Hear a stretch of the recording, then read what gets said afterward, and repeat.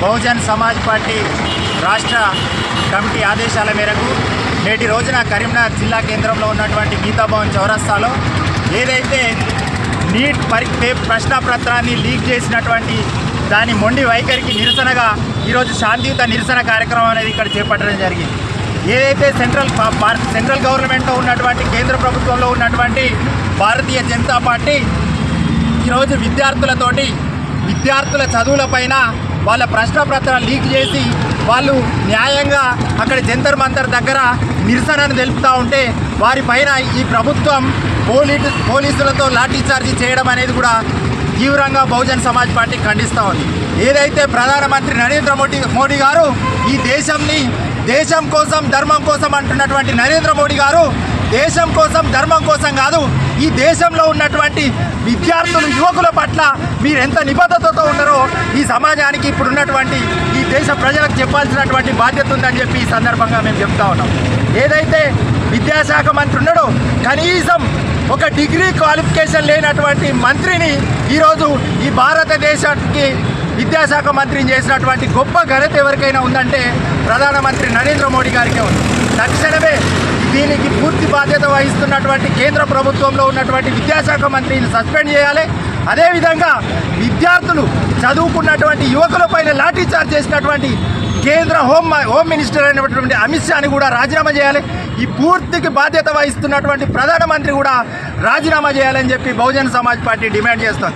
లేని పక్షంలో తెలంగాణ రాష్ట్ర వ్యాప్తంగా కాదు దేశవ్యాప్తంగా కూడా యువకుల పక్షాన విద్యార్థుల పక్షాన బహుజన్ సమాజ్ పార్టీ ఎక్కడికక్కడ పోరాటం చేసి బీజేపీకి సంబంధించినటువంటి ఏ ఒక్క మంత్రిని కూడా తిరగనీయమని చెప్పి మేము చెప్తా ఉన్నాం.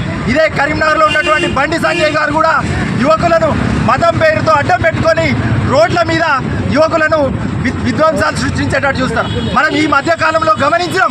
ఇక్కడ ఉన్నటువంటి రాష్ట్ర ప్రభుత్వం కానీ కాంగ్రెస్ ప్రభుత్వం కానీ బీజేపీ ప్రభుత్వం కానీ కరీంనగర్లో అల్లకోలం చేసే దిశగా కట్టెలు పట్టుకొని ఒక రౌడీలు సాధారణ రౌడీ షీటర్లు ఏ రకంగా ఉంటారో ఆ రకంగా కట్టెలు పట్టుకొని ఒకరికొకరు దాడి చేస్తారు.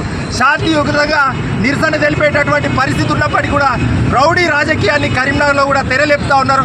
దీన్ని అన్నింటినీ కూడా బహుజన్ సమాజ్ పార్టీ తీవ్రంగా ఖండిస్తుందని చెప్తూ తక్షణమే పేపర్ లీక్ సంబంధించినటువంటి ప్రతి ఒక్కరిపైన కూడా చర్యలు తీసుకోవాలని చెప్పి కరీంనగర్ బహుజన్ సమాజ్ పార్టీ జిల్లా తరఫున కూడా మేము డిమాండ్ చేస్తా ఉన్నాం.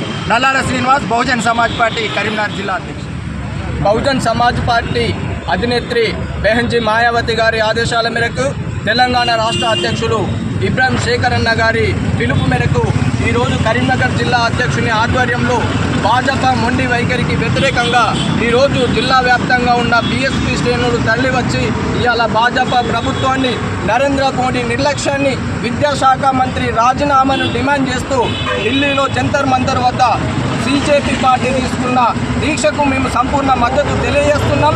సంపూర్ణ మద్దతు తెలియజేయడమే కాకుండా ఈరోజు కరీంనగర్ జిల్లా చౌరస్తా నుంచి మేము భాజపా ప్రభుత్వాన్ని ప్రశ్నిస్తూ ఉన్నాం.